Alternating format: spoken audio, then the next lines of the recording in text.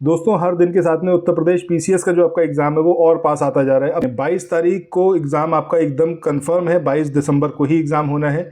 इसका admit card आपको कब देखने को मिल सकता है, तो इसके संदर्भ में यहाँ पर बात करेंगे। साथ ही कैसे आप इंडियन हिस्ट्री और पॉलिटी को तैयार कर सकते हैं। ये दो इंपॉर्टेंट सब्जेक्ट हैं। अगर आपने इनको तैयार कर लिया, तकरीबन 40 से 45 क्वेश्चन आप एग्जामिनेशन में सही कर सकते हैं। इसके लिए सबसे ज़्यादा ज़रूरी है घटना चक्र आपकी पढ़ी हुई होनी चाहिए, ना सिर्फ एक बार बल्कि multiple times revision, that is very necessary. क्यों ज़रूरी है? क्योंकि बहुत सारे इवेंट्स ऐसे हैं जिसको आपको डेट के साथ में याद रखना बेहद ज़रूरी है। और अगर आप घटना चक्र से डायरेक्ट पढ़ोगे तो थोड़ा सा यहाँ टिपिकल हो जाता है। रीज़न बीइंग की बुक तकरीबन 900 पेजेस की है और उसको एक बार आप कवर अप कर लो, यही अपने आप में बड़ी बात होगी। और अब जब इतना कम समय बचा है तो उसमें मल्टीपल रिवीजन बहुत टिपिकल है। उसके लिए आप घटना चक्र की समरी ले सकते हैं, इंडियन हिस्ट्री और पॉलिटी की।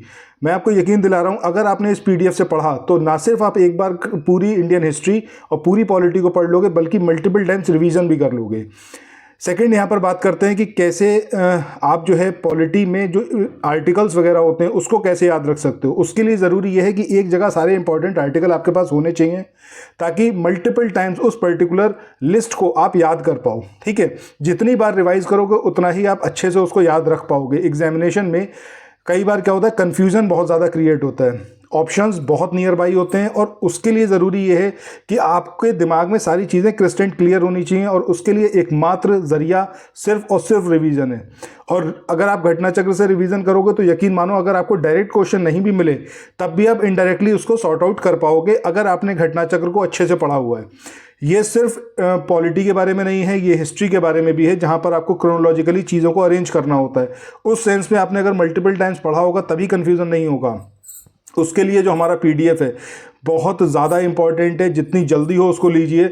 मैं हर वीडियो में इस चीज़ को इसीलिए बता रहा हूँ कि अगर आप पीसीएस के लिए एकदम सीरियस हैं, प्रीलिम्स निकालना चाहते हैं, तो ज़रूर इन समरी को पढ़िए। बेहतरीन समरी है और बहुत आपको फ़ायदा देगा। अगर आपको ये समरी चाहिए तो इसके लिए 9027281376 इस नंबर पर व्हाट्सएप या फिर टेलीग्राम कॉल कर मैसेज कर सकते हैं। कॉल मत करिएगा, ठीक है, सिर्फ मैसेज करिएगा, क्योंकि इस समय बहुत ज़्यादा बिजी हूँ।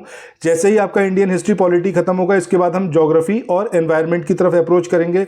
अभी हिंदी वर्जन में ही अवेलेबल है, प्रोबेबली 30 नवंबर के बाद इंग्लिश वर्जन में भी आपका हिस्ट्री और पॉलिटी अवेलेबल होगा। ठीक है, अब यहाँ पर बात करते हैं कि पीसीएस का जो आपका एग्ज़ाम है ये 22 तारीख को शेड्यूल्ड है और 22 दिसंबर को ही ये एग्ज़ाम होगा, उसके आगे ये पोस्टपोन नहीं होगा। कोई भी आपसे कितना कुछ कहे, इस चीज़ को अपने दिमाग में एकदम बिठा के रखिए कि 22 तारीख that is the only date जब आपका एग्जामिनेशन होगा, आगे पोस्टपोन नहीं होगा। इसके अलावा एडमिट कार्ड की बात करें तो एडमिट कार्ड आपको दिसंबर के मतलब 10-12 तारीख तक आपको एडमिट कार्ड देखने को मिल जाएगा। और ये एग्जामिनेशन सेंटर्स की अगर हम बात करें तो सेंटर होम सेंटर रहने की पॉसिबिलिटी सबसे ज़्यादा है, क्योंकि आयोग के द्वारा ये प्रयास किया जा रहा है कि 75 के 75 जिलों में एग्जामिनेशन को कंडक्ट कराया जाए। सो अगर 75 जिलों में एग्जामिनेशन कंडक्ट होगा, सेंटर्स वहाँ पे बनाए जाएंगे, तो ऑब्वियसली बात है कि होम सेंटर मिलने की जो पॉसिबिलिटी है बहुत ज़्यादा होगी, और यही संभावना है कि आपको होम सेंटर ही मिलेगा। ठीक है, बाकी चैनल को सब्सक्राइब कर लीजिएगा ऐसी ही इन्फॉर्मेशन के लिए। और घटना चक्र की समरी अगर आपको चाहिए हिस्ट्री और पॉलिटी की, तो उसके लिए जो मैंने नंबर बताया ये डिस्क्रिप्शन बॉक्स में भी दिया हुआ है और इस वीडियो के मैसेज सेंटर में भी। ठीक है, थैंक यू सो मच, मिलते हैं नेक्स्ट वीडियो में, बाय बाय।